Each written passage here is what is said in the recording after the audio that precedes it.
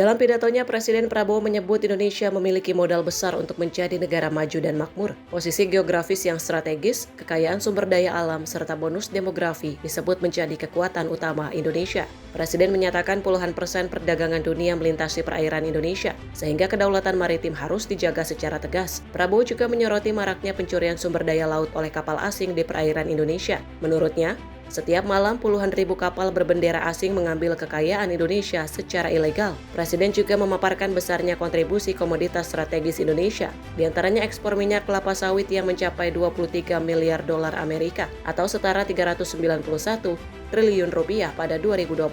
Selain itu, Indonesia juga disebut menjadi eksportir batu bara terbesar di dunia, dengan nilai devisa mencapai 30 miliar dolar Amerika. Meski demikian, Presiden menilai penerimaan negara Indonesia masih tertinggal dibandingkan negara lain, termasuk negara tetangga di kawasan. Prabowo mempertanyakan kondisi ekonomi nasional yang dinilai tidak sejalan dengan angka pertumbuhan ekonomi dalam 7 tahun terakhir. Presiden menyebut, meski ekonomi tumbuh sekitar 35%, kondisi kelas menengah justru menurun dan angka kemiskinan meningkat. Presiden menilai hal itu menunjukkan adanya persoalan sistemik dalam pengelolaan ekonomi nasional.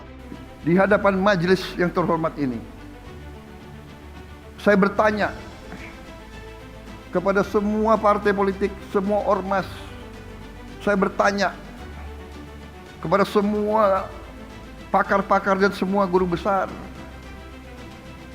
bagaimana bisa pertumbuhan 35% tapi kelas menengah menurun, kemiskinan meningkat.